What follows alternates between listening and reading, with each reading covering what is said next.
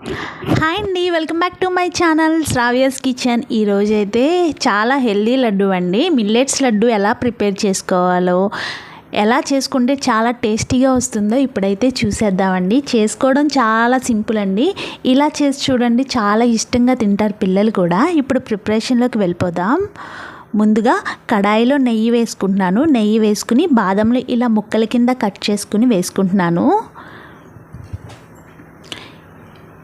ఒక 2 minutes fry చేసుకుంటే సరిపోతుందండి, ఎక్కువ ఫ్రై చేయాల్సిన అవసరం లేదు. ఇప్పుడు అలాగే కట్ చేసి పెట్టుకున్న కాజు కూడా వేసుకుని ఫ్రై చేసుకోవాలి. ఇవే కాదండి, మీ దగ్గర ఉన్న డ్రై ఫ్రూట్స్ అన్నీ కూడా వేసుకుంటే హెల్త్ పరంగా చాలా మంచిదండి. నా దగ్గర అవైలబుల్గా ఉన్న వాటితో నేను చేస్తున్నాను. ఇప్పుడైతే గుమ్మడి గింజలు కూడా వేసుకుంటున్నాను. గుమ్మడి గింజలు కూడా వేసుకున్న తర్వాత ఇలా ఫ్రై చేసుకోవాలండి. గుమ్మడి గింజలు అనేది హెల్త్కి చాలా మంచిది. అలాగే నువ్వులు వేస్తున్నా అండి. నువ్వులు ఒక 2 టేబుల్ స్పూన్లు వేసుకుని లాస్ట్లో వేసుకోవాలండి. నువ్వులు ఎందుకంటే తొందరగా కలర్ చేంజ్ అయిపోతాయి కాబట్టి లాస్ట్లో వేసుకుని ఫ్రై చేసుకుంటున్నాను. ఇప్పుడు మల్టీగ్రెయిన్ తీసుకుంటున్నాను పిండి. మల్టీగ్రెయిన్ అనేది హెల్త్ పరంగా చాలా మంచిదండి. దీంట్లో 29 గ్రెయిన్స్ అయితే కలిసినాయి. ఇప్పుడైతే ఇది ఫ్రై అయిపోయింది కాబట్టి ఇందులోనే నేను ఫ్రై చేసేసుకుంటున్నానండి. పిండి వేసుకుని నేను 3 కప్పుల దాకా పిండి తీసుకుంటున్నాను. ఇలా నేతిలో వేయించుకోవడం వల్ల మనకి ఏమైనా స్మెల్ లాంటిది ఏమీ రాదండి. చాలా టేస్టీగా ఉంటాయి లడ్డూలు. సన్నని సెగ మీద చక్కగా దోరగా వేయించాలండి.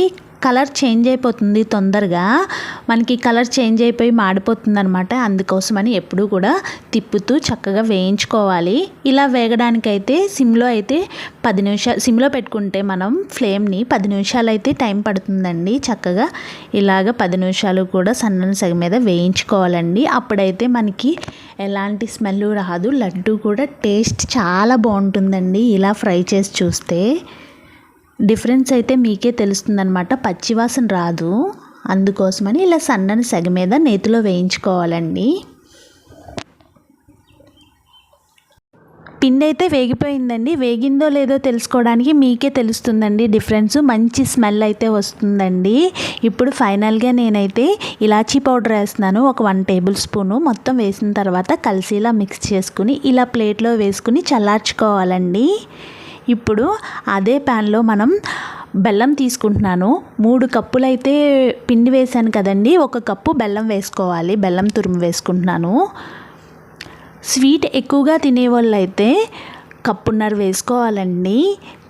కొంతమంది షుగర్ పేషెంట్స్ ఉంటారు కదా, వాళ్ళ కోసం అయితే కొంచెం బెల్లం క్వాంటిటీ తగ్గించి వేసుకుంటే మంచిదండి. స్వీట్ ఎక్కువ తినేవాళ్ళు అయితే 1.5 కప్పు పడుతుందండి. ఇప్పుడు బెల్లానికి మెల్ట్ అవ్వడానికి కొద్దిగా వాటర్ వేస్తున్నానండి. ఏమీ కాదండి, కొంచెం వాటర్ వేసి మెల్ట్ చేసుకోవడం అండి. జస్ట్ ఒక పొంగు వస్తే సరిపోతుంది. ఇందులో ఉన్న మట్టి ఇలాంటి మలినాలు లాంటివి వడబోసుకోవాలి. అంతేనండి, ఒక పొంగు వచ్చింది కదా. ఇప్పుడు వడబోసుకుని ప్రాసెస్లోకి అయితే వెళ్ళిపోదాం. లడ్డు అయితే ఎలా చుట్టుకోవాలో చూద్దాము. ఇదిగోండి, 1 కప్పు తీసుకున్నాను. 1 కప్పు క్వాంటిటీయే వచ్చిందండి.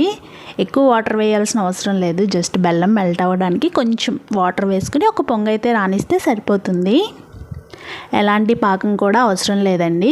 ఇప్పుడు ఈ పిండిలో పాకాన్ని వేసుకుని మొత్తం కలిసేలాగా మిక్స్ చేసుకోవాలండి. పాకం చాలా వేడిగా ఉంది. వేడి మీదే లడ్డూలు చుట్టాలండి, అప్పుడే లడ్డూలు వస్తాయి. చల్లారిపోతే సరిగ్గా రాదండి. వేడిగా ఉన్నప్పుడే ఈ లడ్డూలను అయితే చుట్టాలండి. ఒకవేళ మీకు లడ్డూలు చుట్టడానికి రావట్లేదు అనుకుంటే ఏమీ కంగారు పడకండి. ఒక 1 టేబుల్ స్పూన్ల నెయ్యి అలాగే కొద్దిగా వేడి నీళ్ళు చిలకరించి ఉండల్లాగా చుట్టుకోండి. ఈజీగా వచ్చేస్తుందండి.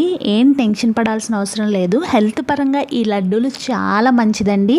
స్టోర్ చేసుకుంటే మనకి 15 డేస్ అయినా నిలవ ఉంటుందండి. ఇదిగోండి, కొంచెం చెయ్యి కాలుతుంది. వేడి మీదే చుట్టుకోవాలండి. వేడి మీద అయితే ఈజీగా అయిపోతుందండి. మీకు ఎలాంటివి వేయవలసిన అవసరం ఉండదండి. అందుకే కొంచెం వేడిగా ఉన్నప్పుడే చుట్టేసుకోండి, చల్లారి వరకు ఉండొద్దు.